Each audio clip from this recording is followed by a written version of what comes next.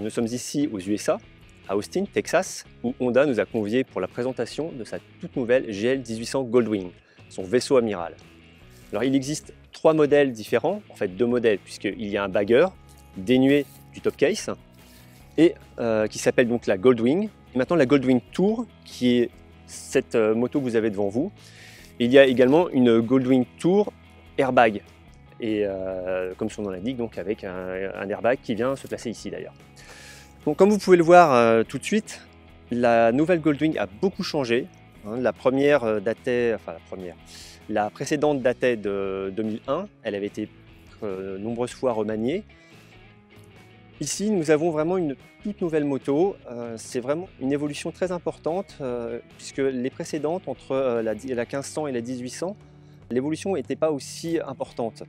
Là, on a vraiment un parti pris différent de Honda et je vais vous présenter rapidement les évolutions en termes d'esthétique, en termes de moteur, et en termes de transmission et en termes de châssis, car il y a pas mal de points à voir.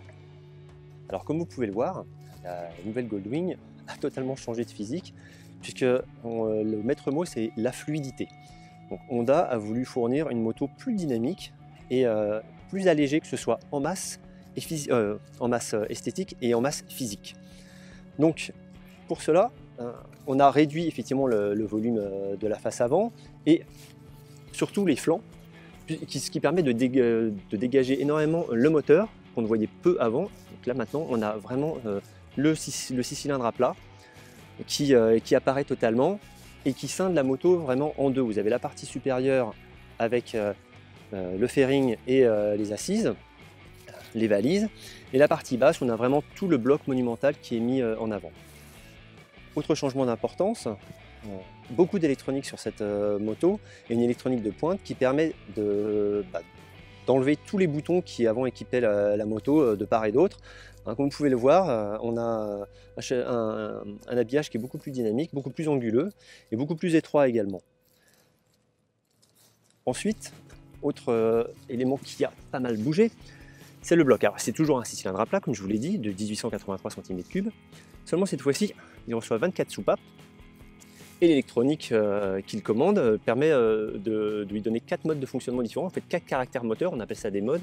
C'est plutôt des caractères moteurs et un caractère de machine en général, puisque l'électronique va réguler à la fois donc, la réaction du moteur, mais aussi le passage des vitesses, puisqu'ici il s'agit d'une boîte DCT qui équipe la transmission, qui va réguler également, donc les modes moteurs vont réguler également l'antipatinage, les freins, la façon dont sont dosés le freinage combiné, car le freinage est combiné, et également la suspension.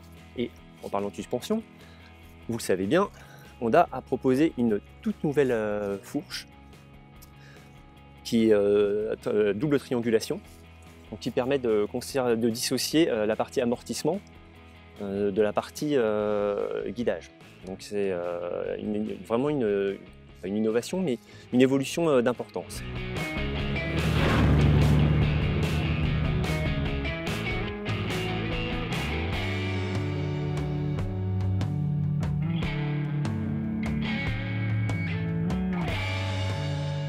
Alors, aux commandes de la nouvelle GL 1800 Goldwing Tour, on a énormément de différences avec le précédent millésime, puisque la machine a énormément réduit de volume en partie haute notamment.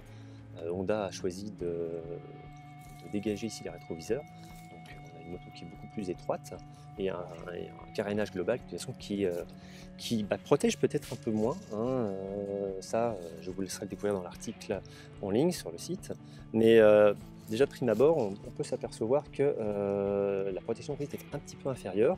Le confort est différent également, on est moins dans la moto et le dosseret ici il est beaucoup plus réduit, on n'est plus dans le fauteuil qui équipait l'assise pilote, on a une assise qui est plus dégagée, qui laisse plus de la possibilité au pilote de manier la moto à l'arrêt, si en manœuvre, moteur coupé. Ça c'est vraiment un vrai plus pour moi, puisque l'autre on était un peu gêné quand même, on était obligé de s'avancer pas mal, la moto était plus large, donc là il y a une vraie différence. Ensuite, évidemment, quant aux évolutions sur route et sur les highways que l'on a pu prendre, on s'y est aperçu tout de suite, puisque nous avons eu des conditions d'essai un petit peu hivernales, avec des températures assez fraîches, que effectivement le fairing protège un peu moins, et surtout on a une prise en main de la machine qui est beaucoup plus dynamique, beaucoup plus sportive, presque, si on peut dire, mais le moteur a vraiment gagné en caractère encore. On a un train avant qui est beaucoup plus rigide, une machine qui elle-même d'ailleurs est beaucoup plus rigide, et ce train avant triangulé amène un toucher de route qui est très différent par rapport au précédent millésime, dont j'ai refait l'essai d'ailleurs. Et on ne peut pas dire que l'ancienne soit vraiment moins bien. En fait, c'est vraiment un parti pris différent. On a une machine qui a évolué en dynamique, qui est nettement plus dynamique que la précédente, mais on fait le choix de quitter le confort du fauteuil club, le confort du salon qu'on avait avant, le confort de la limousine, pour aller vers une Super GT plus dynamique et plus rigoureuse sur route, plus caractérielle, on va dire, hein, aussi, plus performante, mais savoir si ça plaira à tout le monde, ça, l'analyse vous donnera peut-être la solution, donc sur le site à retrouver très prochainement. Voilà, j'espère que vous retrouvez très bientôt. Merci, au revoir.